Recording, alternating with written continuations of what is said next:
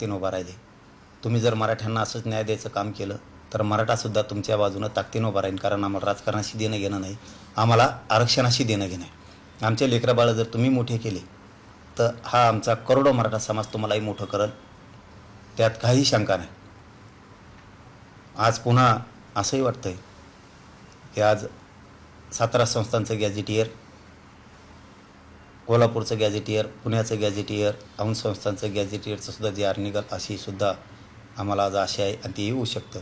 आणि शेतकऱ्यालासुद्धा आज भरभरून निधी मिळू शकतो अशी पण आशा आहे. नाही मिळालं तर आंदोलन खूप टोकाचं उभं राहणार आहे शेतकऱ्यांसाठी, यातही काही दुमत नाही.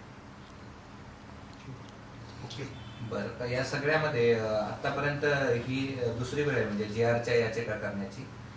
दुसऱ्या वेळेस ठिकाणी हा नाकारलेला दिसतोय. 2 वेळेस नाही भाऊ, ही 4थी-5वी वेळ आहे. आणि आणखीनसुद्धा त्यांनी छगन भुजबळनी आणि त्याच्या लोकांनी याचिका दाखल केलेल्या आहेत. मराठ्यावर जाणाऱ्या खूप अवलादी आहेत. त्यांना वाटतं गोरगरिबांचं कल्याण होऊ नये, पण न्यायदेवता न्याय करती. गोरगरिबांचा आधार, गोरगरीब मराठ्यांचा आधार म्हणून न्यायदेवता खंबीर उभा आहे मराठ्यांच्या पाठीशी. सरकारही मराठ्यांच्या पाठीशी खंबीर उभा आहे, याच्यातून दिसतं आहे. असं मला काय राजकारणाचं देणं घेणं नाही, म्हणून मी वारंवार सांगतो माझ्या गरिबांच्या लेकराला आरक्षण पाहिजे, त्याच्यातून आमचे लेकरं मोठे होणार आहेत. आयुष्याचं कल्याण लेकराबाळांचं माझ्या मराठ्यांच्या लेकराचं होणार आहे.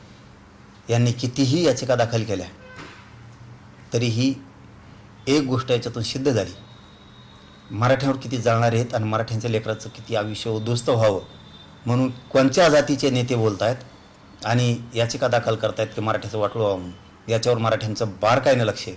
पुढच्या काळात आमच्या विरोधात गेलेले ओबीसीचे जातीचे नेते, ओबीसीचे नाही जातीचे नेते, त्यांचा आम्ही राजकीय कार्यक्रम उद्ध्वस्त करणार आहेत, हे मात्र खरं आहे.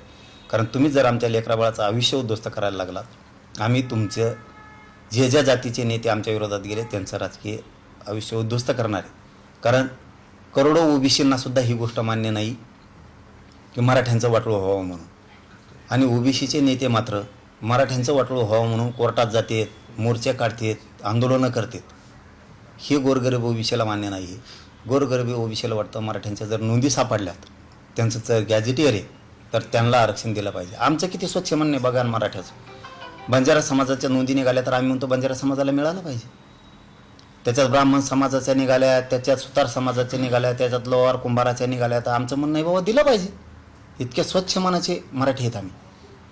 म्हणून ओबीसींना पण वाटतं की मराठ्यांच्या जर नोंदी सापडल्यात तर आरक्षण दिलं पाहिजे, आपल्या ओबीसीच्या नेत्यांनी विरोध नाही केला पाहिजे. पण हे इतके जातीवादी आहेत हे नेते, यांना ओबीसीचं मराठ्याचं चांगलं व्हावं वाटत नाही. म्हणून हे राजकीय स्वार्थासाठी, नेते बनण्यासाठी, मीडियात प्रसिद्धीत राहण्यासाठी हे मराठ्यांच्या विरोधात जातात. ओबीसींना, गोरगरिबांना आणखीन दुसरंही वाटतं, मराठे हे कधीच आपल्याला आरक्षण मिळू नये म्हणून मोर्चा काढला नाही मराठ्यांनी, कोर्टात गेले नाही. मग आपले ओबीसीचे नेते मराठी. आता isakal.com आहे देशातील नंबर 1 ची मराठी न्यूज वेबसाईट. प्रत्येक अपडेटसाठी isakal.com ला नक्की भेट द्या.